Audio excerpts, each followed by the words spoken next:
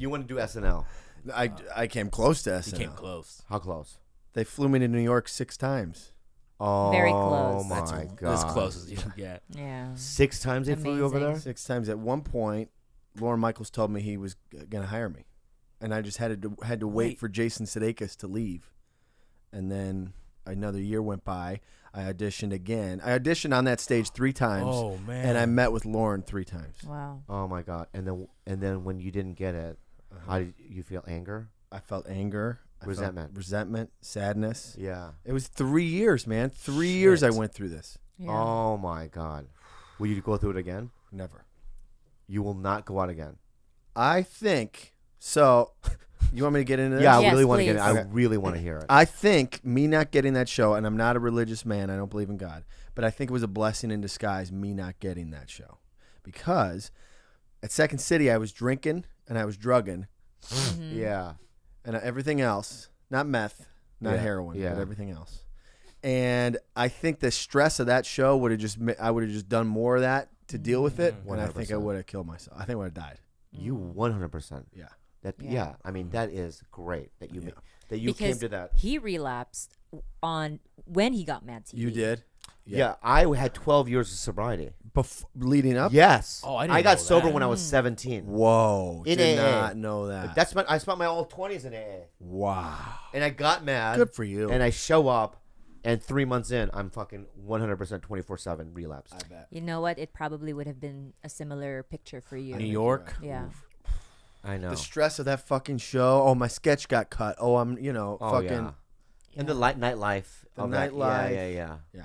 The problem with addiction is that it has to come from the addictee, the person that's addicted, and what they have to experience is a bottom. Now, everyone's bottom is different, but they have to realize. Like my thing was, oh my God, I saw my death.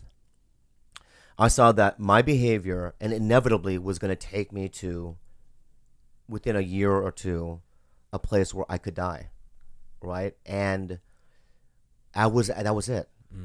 As soon as some house mothers, their threat is, I'm going to lose my kids. That's a big enough bottom for them. Death might not be the thing, right? But everyone has to come to a conclusion. So the problem with addiction is that some people's bottoms are very low. Are like homeless, living in a dumpster, right? And almost like literally on the precipice of death. And then some people have light bottoms. I got in a car accident and I hurt somebody. That's their bottom.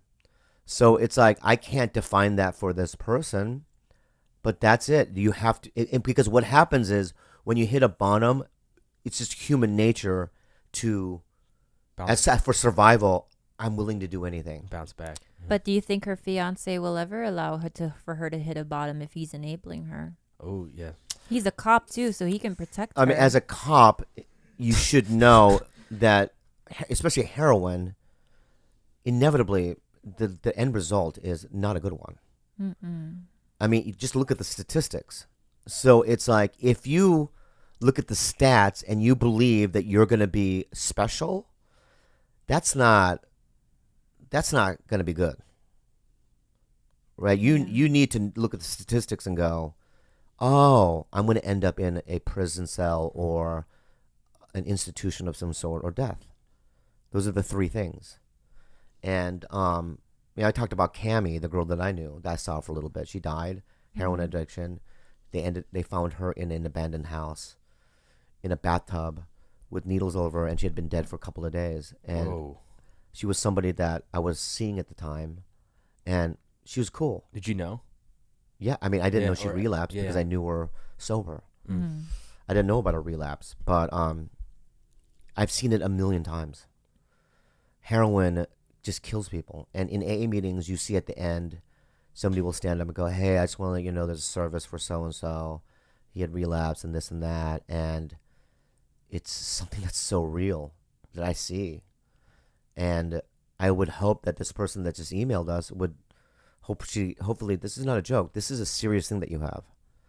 And I promise you, And this is a promise. And it's not something that I'm making up. It's something that I've seen over and over again. I promise you, if you were able to go to some sort of 12-step group and really do the work, I promise you that your life will change. I promise you it'll get better and wonderful things will happen. But I also promise you that if you continue to do what you're doing, you're going to die. And that's it. No, but I'm just always been like that. I'm motivated by suffering.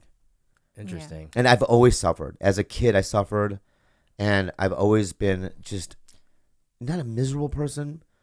But see, that's the thing. It's like if I'm in AA and I'm really like going to meetings, because what that teaches you is it's you know, yeah, you can get sober without a 12-step group, but you know what I mean, you still have the ism of the alcoholism because it's a mind disease, right?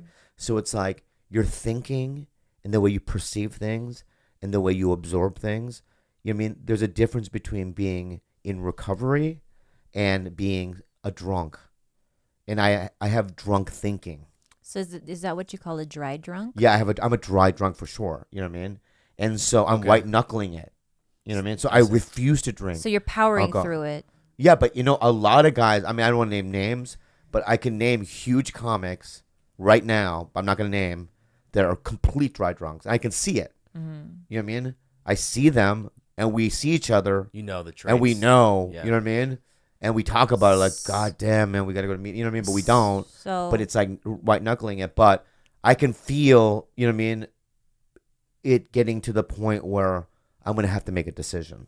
So a non-dry drunk would be someone who gets through their day-to-day with ease or without the fear of possibly or without the thought of relapsing. That's the opposite of a dry drunk. Not even this. Relapse really isn't even a thing. It's not even that. It's your level of anger, your level of self-will, of constantly thinking about yourself. What the magic of 12-step groups is, if you don't know the history of it, but in the 30s, a guy named Bill W., he was a, what do you call it? Stock market guy. What do you call it? Wall Street. Stockbroker. He was a Yeah. stockbroker, pretty much. And he linked up with another drunk who was actively drinking named Dr. Bob. And they found that by them spending time together and also going to institutions and telling their stories to people that have wet brain at an institute, you know what I mean, at a hospital, that it took them out of themselves, right? You know, right? Because when you're out doing service work, it's not about you anymore, right? That was the key. But also God and spiritual aspects were keys too, right? So they created this wonderful program that saved millions of people's lives, right? And it works for me, but I just haven't been doing it in the last year. I have a question about AA then. Full year. You haven't. I done haven't it. He's really, not gone intermittently, but definitely not enough. So you're saying the root of AA is actually service work. So somebody who just shows up to meetings, but then doesn't actually put forth the service work or put forth the effort to help others in recovery. That's not somebody who's doing it properly. Yeah, but most people that are in the middle of a 12-step group and is active generally does that, if not forced by their sponsor.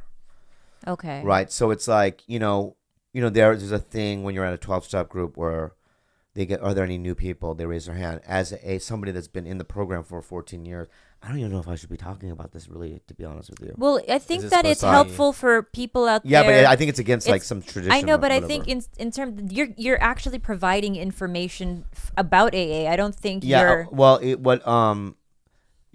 have newcomers, and it's just been, I've been taught to walk up to as many and go, "Hey, welcome. If you ever need anything, you can call me Oh, a I see. ride." You know what I mean? Really community. And so over the years, I've done all that stuff. I've given people rides. I've helped out. You know what I mean? I've spoke a lot. I've done a lot of service. You know what I mean? But it's just with this business, and that is so difficult. And I know so many guys that are super successful, either being rock stars or actors or whatever, and it's a very difficult to juggle. I mean, you can't believe how some of the names are huge that are just dry. That's crazy. You know what I mean? And it's like, I don't want to do that anymore. You know what I mean? And the happiest times of my life has always been when show business was like 5th. You know what I mean? Really? Yeah. And AA was first. This is the happiest times of my life. But right now, show business is definitely number one, right? This podcast, my relationship, you know what I mean, with Kalila, stand up, all that stuff is ahead of it, for sure. And it's making me miserable. As a partner, what is... What's wrong? Why Why you laugh there? laughing? George? George thought that was Pink dick. funny. That was a serious. Yeah. Wow, George. As a partner, am I doing things to, to not... Am I deterring you from living a healthy lifestyle? I mean, I don't drink. I haven't drank in a fucking year. Yeah. Am I doing things... There's nothing that... Or is it... Because you don't... Yeah, there's nothing you can do. Because it is a little frustrating for me when you unload a lot of your... She takes it... that's another thing is that I see myself venting and taking it out on her, right? Especially in the mornings. It's just fucking... I unleash it. You know what I mean? This energy. The problem with that is that, let's say, because I'm sort of a depressive person too, is that I really try to jolt myself out of my funk or out of being, I jolt myself out of my own depression and I force myself to get up and try to not let my negativity consume me. So I get up in the morning and I'm already fighting myself. Now I have to carry his burdens of everything that he's telling me because I want to be there for him. Well, that's codependency, and that's a program. There's a program there for you too. Codependent, yeah. Right, but at the same time, I don't see my want to be your.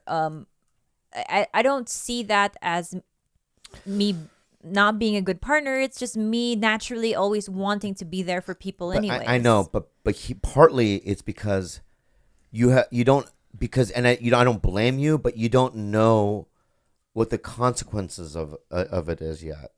The consequences of me, you know what I mean, relapsing. I've never seen you. I know. So when as I'm a saying drunk, that people yeah. that have, you know what I mean, know that I just change into a different person. I believe it. I am a predator. There Of the was- worst kind, you know what I mean? So I it's like, believe it. show business is out the window. I don't give a fuck about it. I'll stab you in the back for a fucking, you know what I mean? For a hit or whatever, you know what I mean? So it's like, you know what I mean? Because I've been sober for so long that the result, you know what I mean, is, you know what I mean, me paying a mortgage and, you know what I mean, still kind of, putting together, a life that seems, you know what I mean, normal, right? But, this is a miracle because my natural state is a streetwalker. lying. My natural state of what if there was no such thing as 12-step groups is I'm got tattoos on my face, I'm in a hospital or I'm in a prison, right? Jeez. And I'm smearing shit on my face. Oh. Your fecal smearer. Yeah. I'm that guy. And that's what I was supposed to be. But because of divine intervention and because my parents cared and because we have because Bill and Bob started this wonderful program, whatever, that I was able to save, to find it, a way out. Yeah. But right now, right, I can see myself slipping back. You can't just make it priority number 2 at least, or Yeah, it's got to be number 1. it has to be number 1. Yeah. Interesting. You know what I mean? And I'm getting there because I see myself crying for no reason. Mm-hmm. You know what I mean? And also just getting really livid, angry for just a drop of just nothing. I get angry.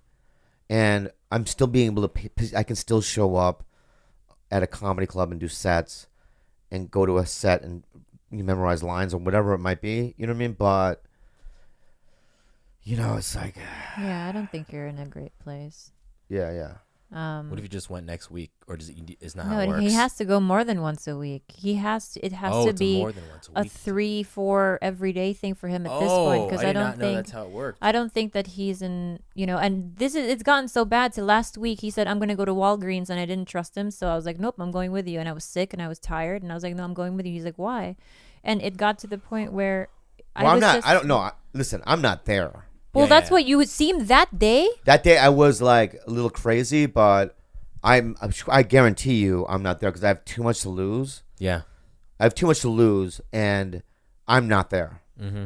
But I could see, right? If things, I'm gonna just give you. I want to be so more. I'm so morbid. I'm sorry. This podcast is No, it's good. It's turned insight. really fucking. You It's know what I mean? insight. Dark. But if this happened, just as a scenario, you know what I mean? My dad died. You know what I mean? Kalila got sick, right? My brother's missing. You know, Jesus. with any kind of elements like that, Really? I can't. I'm out. I know it. I don't have the strength. That's crazy how self-aware you are, though. Yeah. Aware. Well, you have to. You have to know where you are. What does Socrates say? A life not self-examined is a life not worth living.